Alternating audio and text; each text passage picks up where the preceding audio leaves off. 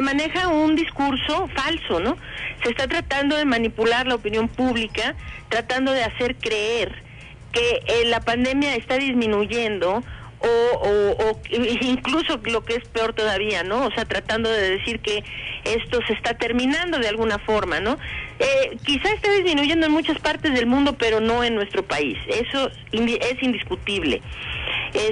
Esta narrativa que se maneja no solamente es falsa, sino que es contraproducente al esfuerzo de contención. Y es muy lamentable que sea así el discurso que viene por parte de las autoridades que se supone que están a cargo del control. Es decir, que son ellas mismas quienes están difundiendo información sesgada y falsa sobre el avance de la pandemia en el país. A ver, hablemos claramente con objetividad. En México tenemos reportados oficialmente 668,381 casos al día de ayer. Eso nos deja en la 7ª posición a nivel mundial con el número de mayor casos, en 7ª posición, de 7ª de 215 países, hemos de decir. Tenemos en total, según las cifras reportadas ayer, 70,821 defunciones por COVID-19, que son las que se reportan oficialmente. Eso nos deja en la 4ª posición a nivel mundial, solo por detrás de Estados Unidos, Brasil e India, ¿sí? Tenemos 548 muertes por millón de personas. Esto ya nos deja arriba de la India, arriba de Francia, arriba de Irán, arriba de Colombia, es decir, nos deja arriba de muchísimos países, así que si se le quiere ver en números totales, por millón, o como le quieran dar la vuelta, esto no está disminuyendo en nuestro país. Ahora, Betty, ¿sabe qué le voy a decir? Sí. Le voy a dar una noticia de qué es lo que sí está disminuyendo en nuestro país.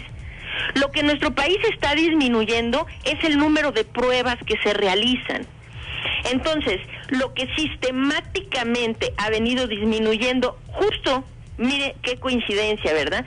Justo en esas mismas 7 semanas, es el número de pruebas que se realizan. Entonces, el auditorio necesita entender esto. Para diagnosticar un caso de COVID y confirmarlo para que quede asentado en las bases de datos de la Secretaría de Salud, se necesita hacer una prueba. Si no hay prueba, no hay caso registrado. Esto no quiere decir que no haya un caso existente. Lo que hay es que no se registra. ¿Por qué? Porque no se hace prueba. Entonces, lo que sí ha venido lamentablemente disminuyendo en las últimas 7 semanas es el número de pruebas que se realizan. Entonces, pues sí, a menor número de pruebas, el gobierno parece que ahora sí el doctor López-Gatell encontró la forma de aplanar la curva y de domar la pandemia, ¿no? Lauria, por lo menos en números. ¿Cuántas pruebas se venían realizando anteriormente, y ahora que usted nos está reiterando que casualmente de 7 semanas para acá ha disminuido el número de pruebas, ya cuántas se vienen realizando de acuerdo a los propios datos de la Secretaría de Salud? Sí, hoy por hoy México está realizando 2.1 pruebas por cada caso nuevo confirmado. 2.1, que es una cifra absurda. Es decir, vamos a ponerlo en estos términos. Los países que están controlando la pandemia, como Taiwán y como Corea del Sur, vamos a poner, Taiwán hace 249 pruebas por cada caso confirmado. El Reino Unido hace 95 pruebas por cada caso confirmado. Corea del Sur 92 por cada caso nuevo confirmado. Nosotros hacemos 2.1, ¿ok? Pues eso es increíblemente lamentable. Ahora, si lo vamos a decir en términos de número por cada 1,000 habitantes, México está haciendo 0.09, si pueden creer esa cifra, 0.09 pruebas por cada 1,000 habitantes. Esto contrasta con países que pues sí están llevando las cosas bastante mejor, como el Reino Unido tiene 2.5 por millón de habitantes, ¿no? Aunque el número de pruebas per cápita no es realmente un parámetro muy bueno para estimar el control de la pandemia. Los números que en realidad sirven para controlar no es el número de pruebas per se. La gente sabe muy bien esto. Estados Unidos hace muchísimas pruebas, tiene muchísimas pruebas totales y tiene muchísimas pruebas también por población, es decir, sobre un denominador poblacional, ¿no? Y sin embargo, les está yendo muy mal. Tienen muchísimos casos y muchas muertes acumuladas. Pero vamos a poner, eso es porque, pues no es solamente hacer la prueba, es que se hace con esa prueba. Es decir, hacer una prueba sirve para detectar un caso que nos permita aislarlo para cortar las cadenas de transmisión que ese caso ocasionaría de seguir circulando por la población. La prueba además nos permite, a partir de ese caso confirmado, rastrear a sus contactos, es decir, a los posibles contagiados. Rastreando a esos contactos, entonces podemos identificar quiénes son positivos y lo mismo, permitirles el aislamiento para cortar las cadenas de transmisión que ellos ocasionarían. Entonces, es más relevante hablar no tanto con número de pruebas per se, sino número de pruebas por cada caso nuevo confirmado. Esto infiere sobre esta persona que va a buscar una prueba porque tiene síntomas, pues ya le hago una prueba. ¿Cuántas, además de esa persona, cuántas pruebas más hago? Es decir, a cuántos contactos yo persigo, les hago pruebas, detecto y puedo aislar. México hace 2.1 ahorita, ¿no? Quiere decir que de cada persona, pues vamos a decir, si el padre, el jefe de familia es el que se infecta, pues le hacen una prueba quizá a su esposa, una prueba adicional, ¿no? Pero no a sus hijos, y no a la abuelita que vive en la casa, y no a sus colegas en el trabajo, o sea, nada más a una persona adicional. Esto no permite controlar, ¿sí? A ver, ese es un punto. El otro punto es el índice de positividad, quiere decir, de todas las pruebas que se realizan, qué porcentaje de esas pruebas sale positiva. Ahí México, pues hemos estado en el primer sitio de positividad a nivel mundial durante muchos meses ya, ¿no? Nuestro punto más alto fue el 6 de agosto, en donde México estaba reportando así, vergonzosamente, una positividad del 58.8%, ¿sí?, en la población. Fue bajando la positividad ligeramente, después se empezó a hablar de que está bajando, ahora está repuntando otra vez. La positividad ahorita es del 47.4% en México. Si nos volvemos a los países que estaba yo mencionando, por ejemplo, Reino Unido tiene el 1% de positividad. Sí. Corea del Sur el 1.1% de positividad. ¿Qué nos dice la positividad? Nos dice qué proporción de las personas en la comunidad están infectadas por el virus. Esto quiere decir que si estamos reportando 47.4% de positividad, significa que hipotéticamente, o sea, teóricamente, dada esa cifra, casi la mitad de los mexicanos están infectados por COVID. Entonces, con eso nos están diciendo que estamos mejorando, que podemos regresar al trabajo y a las escuelas y a hacer nuestras actividades, sabiendo que 1 de cada 2 personas más o menos está infectada. Pues bueno, hay que saber que la Organización Mundial de la Salud, su indicación es que no se puede hablar del control de la pandemia en ningún sitio donde la positividad esté por arriba del 5%, ¿sí? Entonces, pues nosotros estamos cerca del 50%, ya nomás usted puede imaginarse la gravedad de la situación que estamos viviendo, ¿no? Con este panorama, Laurian Jiménez, ¿qué podríamos esperar para octubre? Porque en octubre nos dicen que va a estar conviviendo influenza con COVID. Sí, este es un tema del que vengo hablando desde el mes de marzo y he estado clamando porque se haga algo para detener esta catástrofe que está ocurriendo en nuestro país y que se haga algo a tiempo, antes de que llegue la temporada de influenza. Lo que va a ocurrir es, pues, lo que ocurre en estos casos.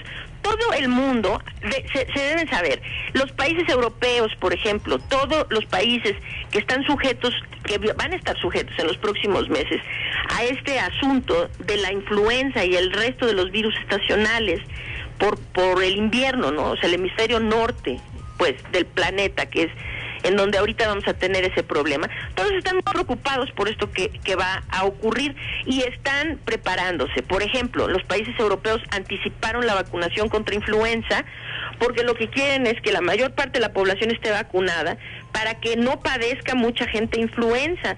¿Por qué? Pues para prevenir que se cruce la pandemia de COVID con las epidemias que ocurren año con año de influenza en esta temporada. Entonces acá tendremos que haber adelantado la vacunación de la influenza. Definitivamente, en esos países adelantaron la vacunación y ahorita que ya es casi ya estamos a mediados de septiembre, muchos países ya llevan 2 semanas vacunando gente. Aquí en México han estado hablando que va a venir la vacuna y que nos va a llegar la vacuna y que vamos a tener vacuna, y la verdad es que no vamos a tener vacuna aquí hasta finales de octubre o principios de noviembre. La de COVID. No, la de COVID no, nada. La de influenza, la de influenza.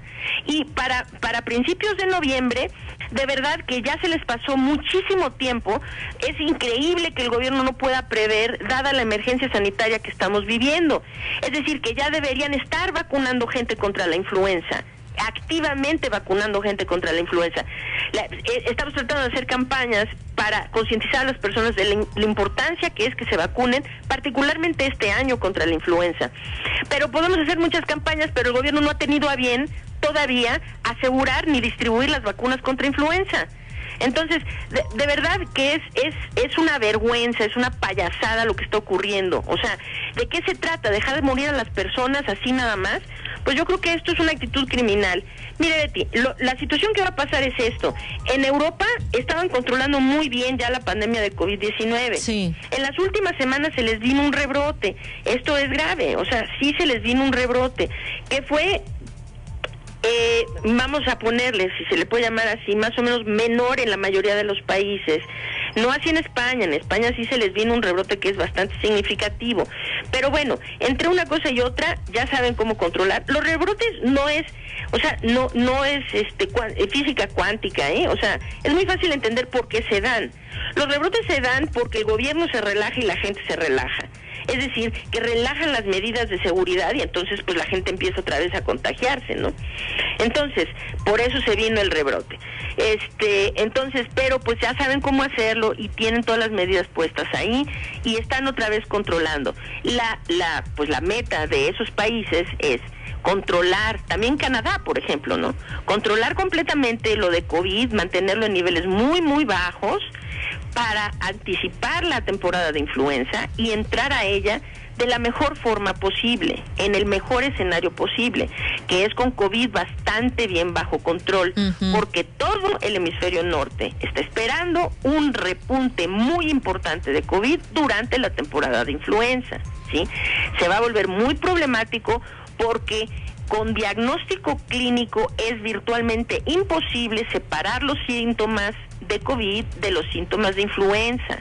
En este país nuestro, en donde las autoridades han decidido no realizar pruebas diagnósticas para COVID de forma amplia, entonces va a ser prácticamente imposible discernir quiénes son los que tienen influenza y quiénes son los que tienen COVID. Entonces, pues bueno, sí, es un problema sumamente grave. Y no es, o sea, no es una situación fortuita, no es que nos encontramos en no, es que no se ha hecho nada para detener lo que está sucediendo. Es que debieron detener la pandemia de COVID a tiempo, debieron impedir las 70,000 muertes que se nos acumularon. Y bueno, pues a ver, no sé, no parece que el gobierno tenga voluntad para hacer las cosas de distinta manera. Entonces, nos queda a la sociedad civil hacerlas, Betty. Sí. Nos queda a nosotros hacerlas. La gente tiene que concientizarse. Ya se murieron 70,000 personas con cifras oficiales. El propio subsecretario de Salud, Hugo López-Gatell, aseguró en conferencia de prensa que esa cifra debe ser multiplicada por 3 para tener una estimación más real de la cantidad de gente que se ha muerto por COVID. Si multiplicamos 70,000 por 3, estamos hablando que más de 210,000 personas en nuestro país han fallecido de COVID desde la primera muerte que se reportó el 18 de marzo de este año. Entonces, 210,000 personas, si eso no le parte el corazón a todos los mexicanos, pues no sé qué necesitan para realmente sentir la gravedad de la pérdida y de la catástrofe que estamos viviendo. Y ahora, bueno, pues ¿qué nos queda? Le queda a la sociedad. Se van a venir tiempos mucho peores de los que estamos viviendo y estos van a ir siempre de la mano con el colapso económico que nos está pegando por la pandemia y con todos los daños sociales que esto está trayendo también a nuestras comunidades, ¿no? Entonces, a ver, hay que concientizarse, todo lo que puedan hacer por evitar los contagios deben hacerlo. ¿Qué es eso que tienen que hacer? Ponerse un cubrebocas cada vez que salgan de su casa, evitar los espacios cerrados, en espacios confinados, sobre todo si tienen poca ventilación, evitar las aglomeraciones, si pueden quedarse en su casa, quédense. Lávense las manos cada vez que puedan, cada vez que se acuerden. Cuiden mucho las medidas de higiene, la distancia entre personas. Todas estas cosas siguen vigentes. La pandemia está activa en nuestro país, activa y avanzando en nuestro país. Hay que hacer todo esto. Y habemos algunos que vamos a echar a andar también algunas otras cosas. Se necesita concientizar a las personas de la gran importancia que tiene la atención oportuna de pacientes. Cualquier persona infectada por COVID o que tenga sospecha de estar infectada por COVID, necesita la población tener un oxímetro de pulso en su casa y un termómetro y automonitorearse en casa.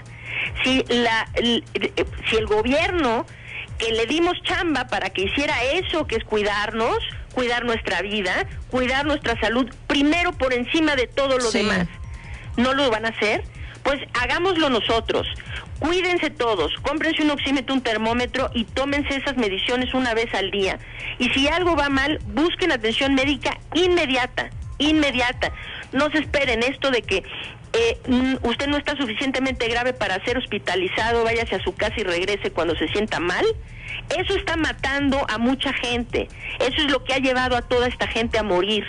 La gente tiene que ser atendida de forma temprana para detener el progreso de la enfermedad, para detener el daño que causa pulmonar y en otros órganos este virus. Si se hace eso, se pueden salvar muchas vidas. Así que la recomendación es esa. No sé, seguiremos los que hacemos esto alzando la voz para ver si un día el gobierno tiene a bien hacer lo que tiene que hacer. Y si no, bueno, pues hay que hacerlo por parte de la sociedad civil. Lo cierto es que aquí tendrá que venir una rendición de cuentas, Betty. Tendrá que venir una rendición de cuentas, porque se han muerto 70,000 personas, no, hablemoslo claramente, 212,000 personas en México se han muerto de COVID-19 innecesariamente, porque si el gobierno hubiera hecho lo que tenía que hacer, esas personas no hubieran fallecido.